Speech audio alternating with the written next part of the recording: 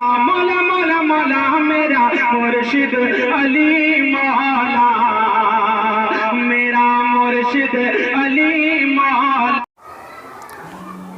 अस्सलामु अलैकुम व रहमतुल्लाहि व बरकातुहू। नहमदुहु व नुसल्लिमु अला रसूलिल करीम, अम्मा बाद। फ़अऊज़ु बिल्लाहि मिनश शैतानिर रजीम बिबरकति बिस्मिल्लाहिर रहमानिर रहीम। আলহামদুলিল্লাহ, প্রতিবারের মতো এবারে একটি ছোট্ট আমল নিয়ে আপনাদের সম্মুখে উপস্থিত হয়েছি। বিশেষ করে আজকের এই আমলটি যারা খাস করে তদবির করে এবং তাবিজ করে তাদের জন্য উদ্দেশ্য করে এটি বানানো। এটি একটি খুব জবরদস্ত আমল, যে আমলটা করলে আমরা অনেক লাভবান হতে পারব। আমলটি কি? সূরা ফাতিহার মুআক্কেল আপনার সঙ্গে আপনার বন্ধুত্ব হয়ে, আপনার সঙ্গে বন্ধুত্ব করে বা আপনি তার সঙ্গে বন্ধুত্ব করে তার দ্বারাতে অনেক রকমের ফায়দা হাসিল করতে পারবেন ইনশাআল্লাহ। তবে বলি আপনাকে, আপনি যে কাজের জন্য ব্যবহার করবেন তাকে, সেই কাজেই আপনার লাগবে। কিন্তু আপনাকে মনে রাখতে হবে, কোনো অপবিত্র বা নাজায়েজ কাজের জন্য যদি আপনি ব্যবহার করেন তাহলে কিন্তু এটা এর বিপরীত হয়ে যেতে পারে। কারণ হচ্ছে সূরা ফাতিহার আমল করে আপনি যখন সূরা ফাতিহার মুআক্কেলকে আপনি হাজির করবেন, আপনার বন্ধু হিসাবে আপনার কাছে রাখবেন, তার দ্বারাতে যখন কোনো কাজ করিয়ে নেবেন, তো একটা মুআক্কেল আপনার কাবুতে থাকবে। আপনি যখন যা বলবেন তখন তাই সে শুনবে। অতএব আপনাকে কোনো নাজায়েজ কাজের জন্য ব্যবহার করা চলবে না। তাই আমলটি করে আপনি পৃথিবীর যে কোনো ধরনের কাজ হাসিল করতে পারবেন ইনশাআল্লাহ। কারণ সূরা ফাতিহার যে মুআক্কেল, রুহানি মুআক্কেল আছে, এর অনেক ক্ষমতা, অনেক পাওয়ারফুল একটা মুআক্কেল। তাই এই আমল করার পূর্বে আপনাকে কিছু করণীয় কাজ করতে হবে। প্রথমত আপনাকে সমস্ত রকমের গুনাহ থেকে আপনাকে বেঁচে থাকতে হবে। হাতের গোনা, চোখের গোনা, বিভিন্ন রকমের গোনা থেকে আপনাকে বেঁচে থাকতে হবে। সর্বদা আপনাকে কম কথা বলতে হবে, বেশি কথা বললে চলবে না। যত কম কথা বলবেন ততই আপনার জন্য ভালোই হবে। তাই আপনাকে কম কথা বলতে হবে এবং আপনাকে মনে রাখতে হবে যে এই আমলটা যখন আপনি শুরু করবেন তার আগে আপনাকে কিছু কাজ করে নিতে হবে। প্রথমত আপনাকে পবিত্রতা অর্জন করে, পবিত্র হয়ে, পাক সাফ হয়ে আপনাকে 2 রাকাত সালাতুল হাজাতের নামাজ আদায় করতে হবে। এই নামাজ আপনাকে খাস করে কোনো সূরা দিয়ে পড়তে হবে এমনটা নয়। আপনি যে কোনো সূরা, পবিত্র কোরআন শরীফের যে কোনো সূরা দিয়ে আপনি 2 রাকাত নামাজ আদায় করে নেবেন এবং আদায় করার পরে আপনাকে আল্লাহর দরবারে মোনাজাত করতে হবে, মানে হাত তুলে প্রার্থনা করতে হবে, দোয়া করতে হবে। এই দোয়াটার মধ্যে আপনি আপনার মনের আশা, বাসনা, কামনা সব কিছু আপনি খুলে আল্লাহ রাব্বুল আলামিনকে বলবেন। বলে আপনাকে এই আমলটা শুরু করতে হবে। তবে আমল শুরু করার একটা নির্ধারিত ওয়াক্ত আছে, একটা সময় আছে, যে সময়টা হচ্ছে আপনার চন্দ্র মাসের চাঁদ যখন উঠবে প্রথম সপ্তাহের বৃহস্পতিবার দিনগত রাত্রে এই আমলটা আপনাকে শুরু করতে হবে। এবং নির্জন জায়গাতে, যে জায়গাতে আপনাকে কেউ ডিস্টার্ব করার মতো কোনো লোক থাকবে না, আপনার কোনো ইবাদতের মধ্যে আপনি যখন আমল করবেন এই আমলের মধ্যে কোনো রকম সমস্যা হবে না, সেই রকম নির্জন জায়গাতে আপনাকে বসতে হবে। এর থেকে আপনার সবথেকে উত্তম জায়গা হচ্ছে আল্লাহর ঘর, মসজিদে যদি আপনি বসে আমলটা করেন তাহলে কাজটা অতি শীঘ্রই বা তাড়াতাড়ি সাকসেসফুল হবে। তবে তার আগে বলি, একটা মুআক্কেল যখন আপনার আয়ত্তের মধ্যে আসবে, যখন আপনার কথা মতো চলবে, আপনি যা বলবেন তাই শুনবে, সেই জন্য সেও আপনাকে পরীক্ষা করে নেবে। তাই এই পরীক্ষা যখন করবে সেই সময় যদি আপনি কোনো রকম মানে অসুবিধা বা কোনো রকম ডিস্টার্ব ফিল করেন তাকে, তাহলে কিন্তু আপনার ক্ষতি হয়ে যাবে। এই জন্য আপনাকে প্রথমে আপনি যে জায়গাতে বসে আমল করবেন সেই জায়গাতে আপনাকে প্রথমত বন্ধ করে নিতে হবে, আপনার শরীরটাকে বন্ধ করতে হবে, এবং যে জায়গায় বসে আপনি আমলটা শুরু করবেন সেই জায়গাতে আপনাকে সেই জায়গাটাকে প্রথম বন্ধ করে নিতে হবে। তো কীভাবে বন্ধ করবেন?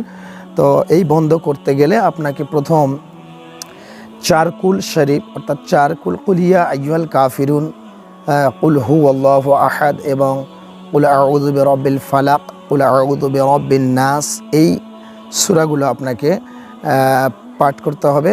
3 বার করে পাঠ করুন। পাঠ করে তারপরে আপনি শুরু করবেন আয়াতুল কুরসি, আপনি একবার পাঠ করবেন।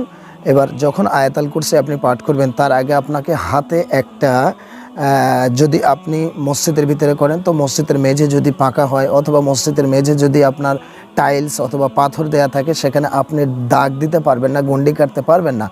তো গন্ডি কাটতে গেলে আপনাকে হাতে একটা স্কেচ পেন নিতে হবে, মার্কার পেন নিতে হবে যাতে করে দাগটা দেওয়া যায়। তো যখন আপনি আল্লাহু লা ইলাহা ইল্লা হুয়াল হাইয়ুল কাইয়ুম এখান থেকে যখন শুরু করবেন, তো যে জায়গা থেকে আপনি স্টার্ট করলেন তখন আপনার ওই কলমটা দিয়ে দাগ দিতে হবে, শুরু করতে হবে, এবং শেষে গিয়ে ওয়াহুয়াল আলিয়ুল আযীম এই পর্যন্ত যখন আপনি পৌঁছাবেন তখন সেই যেখান থেকে শুরু করলেন সেই দাগে আপনার গিয়ে শেষ হয়ে যাবে, তাহলে ওটা আপনার বন্ধ হয়ে গেল। এবার আপনি এই আমল শুরু করার প্রথমে নামাজ পড়ে নিলেন। তারপরে নামাজ পড়ার পরে আপনাকে কমসে কম 11 বার দরুদ শরীফ পাঠ করতে হবে। 11 বার দরুদ শরীফ পাঠ করে আপনি সূরা ফাতিহা পাঠ করতে শুরু করবেন। এবার সূরা ফাতিহাটা কিভাবে পড়বেন?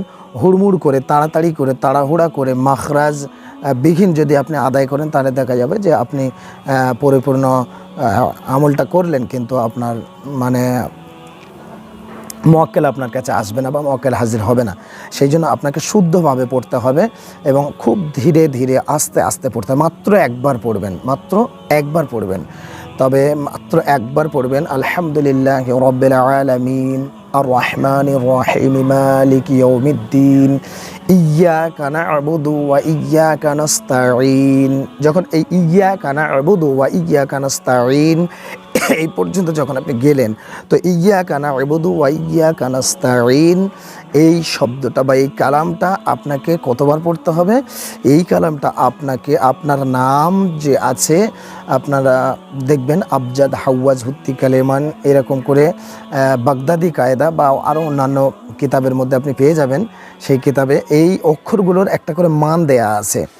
যেমন আলিফে ধরুন 1 আছে, বাই 2 আছে, সিনে 60 আছে, এইভাবে করে ওখানে মান দেয়া রয়েছে। আপনার নাম আব্দুল্লাহ অথবা আব্দুল জব্বার বা আব্দুল করিম এই ইত্যাদি নাম, এই নামের মান আপনাকে বার করতে হবে। বার করে সংখ্যাটা কত হলো, ধরুন 100 হয়েছে অথবা 200 হয়েছে, তো আপনাকে 100 বার, যদি আপনার নামের আদাদ সংখ্যা যদি 100 হয় অথবা 200 হয় বা 300 হয়, তাহলে আপনাকে ওই ইয়্যাকা না'বুদু ওয়া ইয়্যাকা নাস্তাঈন এই কালামটা আপনাকে ততবার পড়তে হবে। আপনার নামের সংখ্যা, আপনার নামের মান যতটা বার হয়েছে ততবার আপনাকে ওই শব্দটা পড়তে হবে। তারপর ইহদিনাস সিরাতাল মুস্তাকিম সিরাতাল্লাযীনা আন'আমতা আলাইহিম গায়রিল মাগযুবি আলাইহিম ওয়ালাদ-দাল্লিন এই পর্যন্ত আপনি পাঠ করলেন। পড়ার পরে আপনার মাত্র একবার পাঠ করা হলো।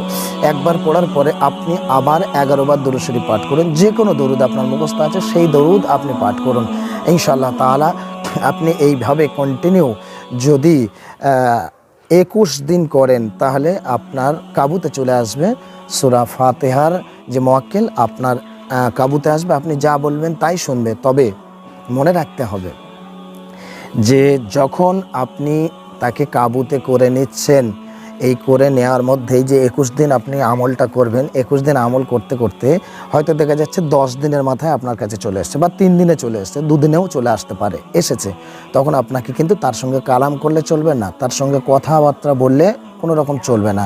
তাহলে কি করতে হবে? শুধুমাত্র আপনি তাকে সালাম দেবেন, সালাম দিয়ে ওই পর্যন্ত আপনার শেষ, আর কোনো কথা বলবেন না। কিন্তু 21 দিনের দিন যখন আপনার সঙ্গে সাক্ষাৎ হবে, আপনার সঙ্গে দেখা হবে, তখন আপনি তার সঙ্গে কথা বলবেন, সে আপনার সঙ্গে কথা বলবে, কিন্তু আপনাকে জিজ্ঞাসা করবে যে আমাকে কেন তলব করেছো, আমাকে কেন হাজির করেছো, বা আমাকে কেন তুমি ডাকছো। তখন আপনাকে বলতে হবে যে আমি জায়েজ কাজের জন্য, আমি মানুষের উপকারের জন্য, মানুষের ফায়দার জন্য, মানুষের লাভের জন্য, যাতে মানুষ উপকৃত হয় সেই জন্য আমি আমলটা করেছি এবং আপনাকে হাজির বা উপস্থিত করিয়েছি। তখন সে তার কাছ থেকে আপনাকে কিছু নিদর্শন নিতে হবে যে আমি আপনাকে যখনই ডাকবো তখন আপনি হাজির হবেন। তো কিভাবে আপনাকে ডাকলে আপনি হাজির হতে পারবেন বা হাজির হবেন?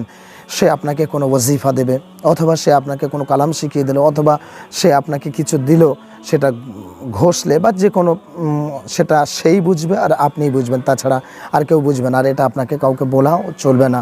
সেই জন্য তার কাছ থেকে আপনাকে এটা জেনে নিতে হবে।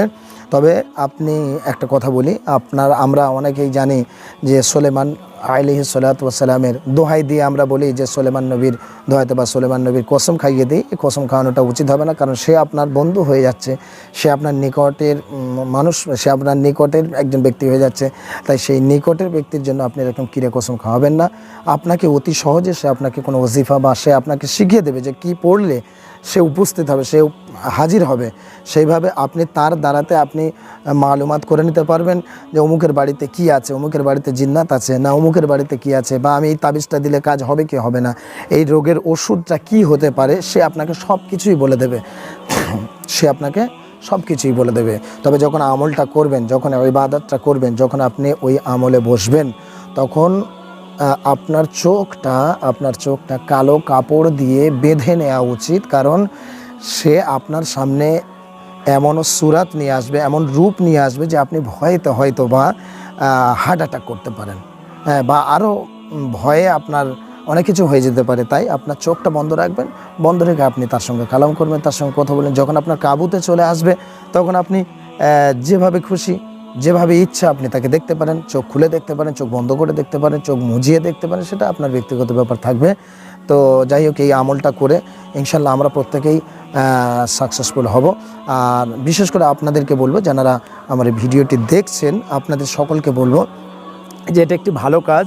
আর এই ভালো কাজের জন্য ভালো মানুষের কাছে, প্রত্যেক মানুষের কাছে পৌঁছে দেওয়ার দায়িত্ব আপনার এবং আমার, যে ভালো জিনিসকে মানুষের কাছে পৌঁছে দিতে হবে। তাই ভালো এই বার্তাটা, এই ভিডিওটা আপনারা প্রত্যেকে শেয়ার করুন এবং লাইক করুন, কমেন্ট করে আমাদেরকে উৎসাহিত করুন, যাতে করে আমরা দ্বিতীয় পর্বে বা দ্বিতীয় আবার কোনো একটা আমল নিয়ে আপনাদের কাছে উপস্থিত হতে পারি, আপনাদের সম্মুখে পেশ করতে পারি।